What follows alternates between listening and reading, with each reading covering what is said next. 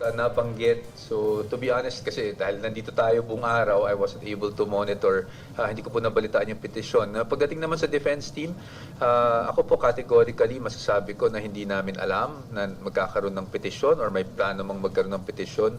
Hindi ko nga alam na naihain na yung petisyon. Attorney Torion and I know each other. I think we're acquaintances, but we're not in communication, and especially with this petition, hindi po kami nagkausap tungkol dito. Do you support the petition, sir?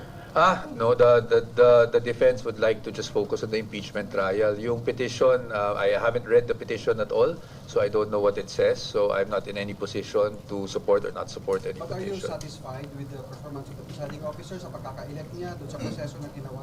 Well, sa akin naman po, naging orderly naman yung conduct ng trial for the past 2 days, no? And yesterday, nung may first witness na talaga na na-present. So, there's nothing I can say against the presiding officer. It would be inappropriate for me to comment against senator judges also. Sir, nakarating na po ba kayo sa yung request din ng prosecution na ipasubina yung kanyang chief of staff na si Attorney Zuniga Lopez, and how did she respond to it? Yes, nakarating na, nabanggit ko sa kanya yon, and well, she knows, na gano'n naman talaga ang mangyari because sa pre-trial brief pa lang nakalista naman. In fact, even ako nakalista doon, di ba?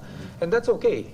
Sa akin nga, sinasabi ko parate, ulitin ko lang, prerogatiba ng ng prosecution. So sa atin naman, when the witness is there, they're given the chance to direct the witness and we're given the chance to cross-examine. So, ano naman po tayo? Talagang normal sa proceedings. I don't think there's anything wrong with that. Attorney Torion, so walang hindi kinonsult si Vice President Sara Duterte. I cannot speak for the Vice President kung nagkausap sila, but as far as I know, wala namang nabanggit sa akin ng Vice Presidente na alam niya to or may nagkausap sila. So, as far as I know, no, walang ganon.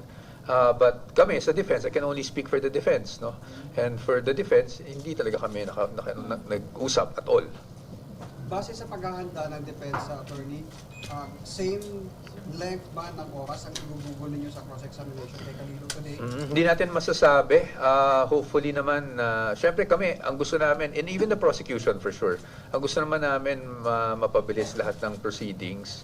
Kahapon, in fairness to the prosecution, kinakailangan lang talaga yung ganung oras because, you need the witness to identify, authenticate all these documents, paano niya in-extract, etc. So, just to be fair to the prosecution, kung kami man yun, siguro ganun din kahaba because you really need the witness to do that, no?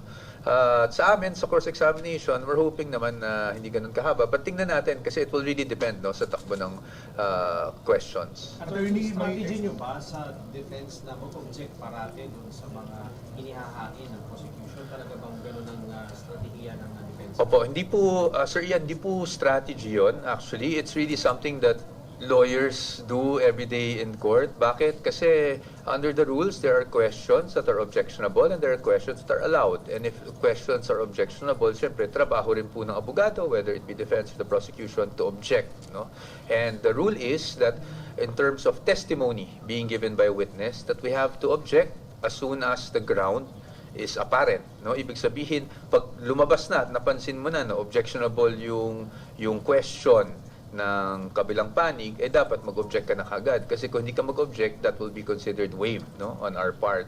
So, ginagawa lang naman namin yung trabaho po namin. But as to strategy, hindi naman po ganun babaw yung strategy namin na object lang ng object. Opo. Sir, based on sa... So, yung sa part naman po ng defense team, are you also considering to call on Vice President Sara Duterte as your witness? Right now, wala kaming nalagay na ganyan sa aming pre-trial brief. No? Yung hostile witness, ang hostile witnesses po, dapat po kino-qualify po muna yan. Meaning, pag pinatawag mo sa stand, kailangan mo ipakita sa korte na talagang hostile ang magiging testimony ng isang witness and they will have to ask for the court to declare the witness as a hostile witness. No? Ano ba ang pagkakaibahan nun? Pag hostile witness po kasi, para lang sa kalaman ng ating mga kababayan, kung ako ang nagde-direct, meaning usually hindi ako pwede magtanong ng leading questions or questions answerable by yes or no. Pero pag ang isang witness ay mula sa pagiging ordinary witness ay naging hostile witness, pwede na po siyang tanungin na nagde-direct sa kanya ng yes and no questions answerable by yes and no. So, yun naman po yung usual nuances pagdating sa hostile witness. But to answer your question, sa amin wala naman po sa listahan namin. But ang parati namin sinasabi is, kung darating ang oras na sa pananaw namin ay kinakailangan, then syempre we will consult our client regarding the matter. Attorney, hindi kaya si VP Sara kung dumating ang time na yun? Never naman siya nagpakita ng any objection, no? But I guess it will have to really depend on kung ano yung takbo ng trial talaga. Sir, just a matter of clarification. If the court should and if the court orders her appearance, may legal ways ba siyang pwedeng gawin para hindi masunod yung subpoena? Or is she really required to face? Well, we'll see. Of course, there will always be remedies, no? Especially if the issue is a fundamental right under the Constitution. So, tingnan po muna natin. I don't also want to preempt the presiding officer, si Senator Cheese Escudero, and also the senator judges. So, tingnan po muna natin.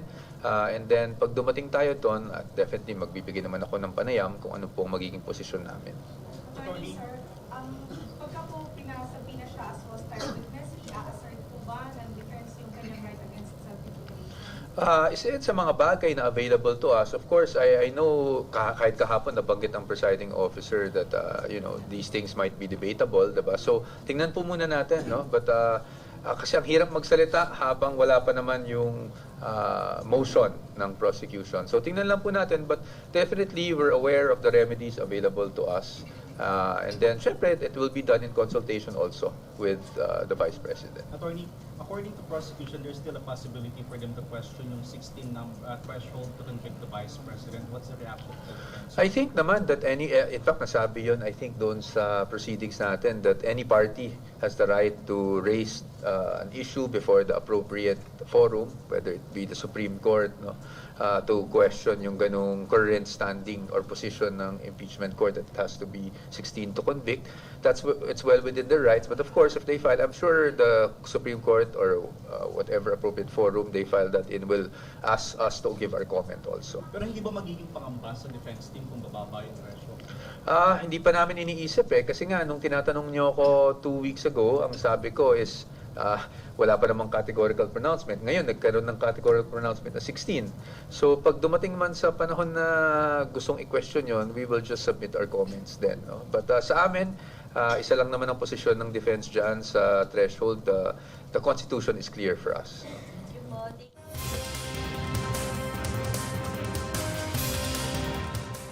The Constitution is clear. All members of the Senate. Sir, magiging regular ba yung pag-visit ni Vice President dito? Wala kaming schedule.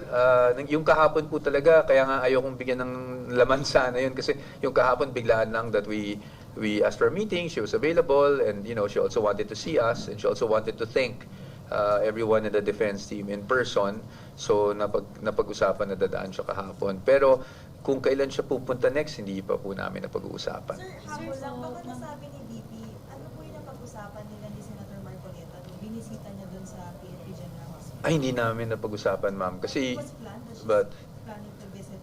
I don't know. I'm not from OVP anymore, so I'm only her lawyer. So I wouldn't know her schedule, but hindi namin napag-usapan kung ano yung ano. And I think that's something private to them, so she's not the type also to naikwento kung ano yung mga napag-usapan. Sugan ko lang po yun. Can this affect the case? Kasi as we all know, Senator Marcoleta can still vote. I mean, at this point, sabi nila, may posibilidad pa rin na pwede siyang pamotohin doon sa kaso ni Sara. So yung meeting po ba nila ay mapaling maka-apekto doon sa kaso?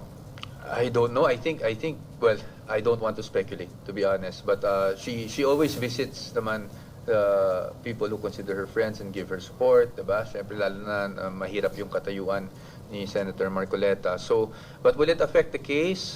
Nababanggit na naman sa impeachment court, diba, na if hindi ka makapag-participate one way or the other, then that's actually in favor of the defense because abstain ang mangyayari, hindi ba? Or no vote. So, yung mga ganyang bagay. Medyo masalimuot. I don't want to, we're just talking here, no, as on a theoretical sense. So, I don't want to get into the merits. Hintayin na lang natin kung may maghain ng petisyon, dahil sabi naman, baka may maghain, and we will comment.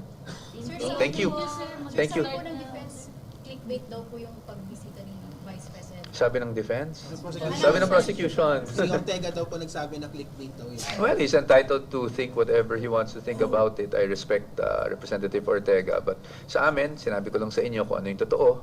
In fact, when I came in here, ayoko nang mag-expect kayo. So sinabi ko na kaagad no, na she's only here for a meeting with us. Thank you.